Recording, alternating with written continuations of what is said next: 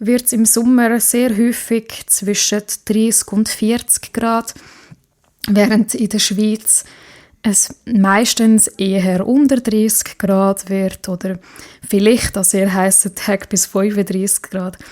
Aber es ist für mich immer lustig, wenn Schweizer sich über Temperaturen beschweren, weil Schweizer können weder sehr heiße Temperaturen gut aushalten, noch sehr, sehr kalte. Vor allem in Zürich, wo es eher selten unter 0 Grad wird, ist es schnell zu kalt für Schweizer, aber im Sommer ist es sehr oft zu heiß für Schweizer. Und für meine Mutter ist das natürlich ein bisschen anders. Sie ist sich sehr gewöhnt an heiße Temperaturen und sie lacht immer über Schweizer, die es dann zu heiß finden. Was meine Mutter dann aber nicht gut kann aushalten, sind natürlich kalte Temperaturen. In Australien wird es auch im Winter selten unter 10 Grad. Meistens bleibt es sogar im Winter um die 20 Grad in Westaustralien. Darum hat meine Mutter die Winter da gar nicht gern in der Schweiz, was sehr verständlich ist. Für mich, wo da in der Schweiz aufgewachsen ist das natürlich ein bisschen weniger schlimm. Ja, so viel zu meinem Hintergrund.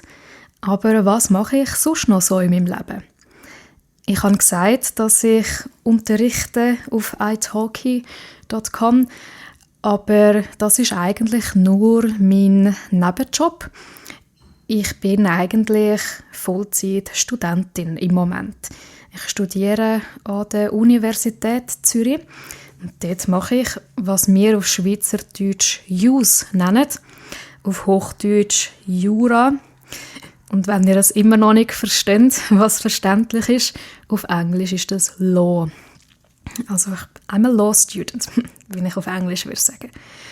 Genau, und das gefällt mir sehr, sehr gut. Ich finde es ein extrem spannendes Fach. Ein paar Sachen spannender als andere natürlich, aber im Großen und Ganzen gefällt mir das sehr. Und wenn ich nicht gerade studiere oder arbeite, mache ich sehr, sehr gerne Sport.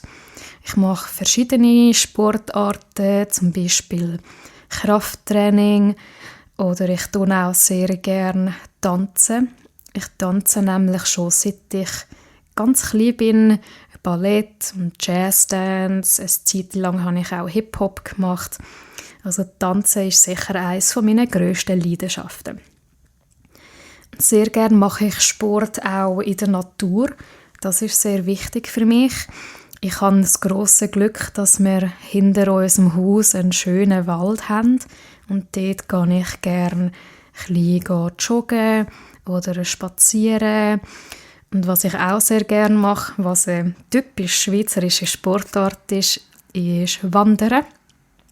Wir gehen jedes Jahr mit meinem Vater, meiner Schwester und ich gehen wir jedes Jahr in die Berge irgendwo wandern.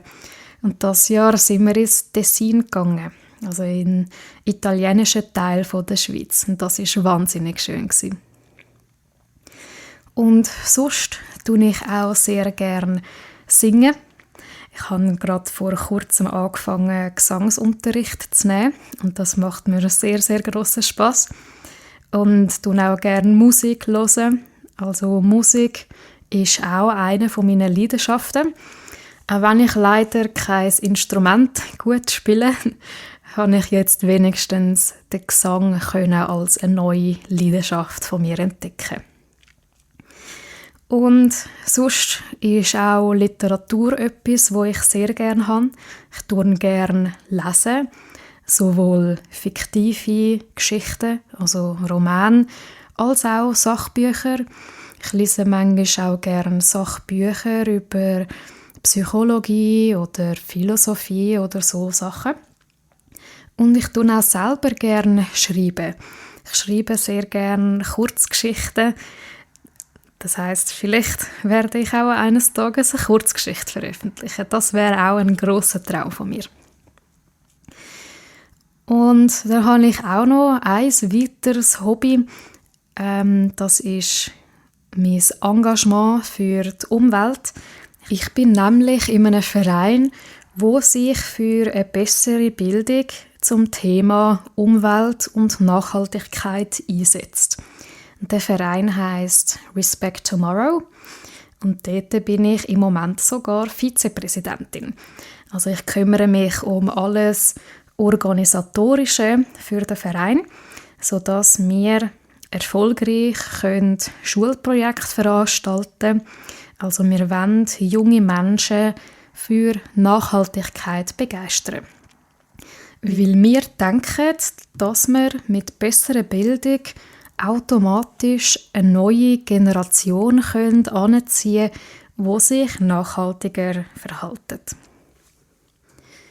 Ja, so viel zu mir. Das sind sicher die wichtigsten Sachen, die es über mich zu erzählen gibt. Und ich freue mich, euch auf die Reise mitzunehmen für ein besseres Schweizerdeutsch. Danke euch fürs Zuhören und bis nächstes Mal.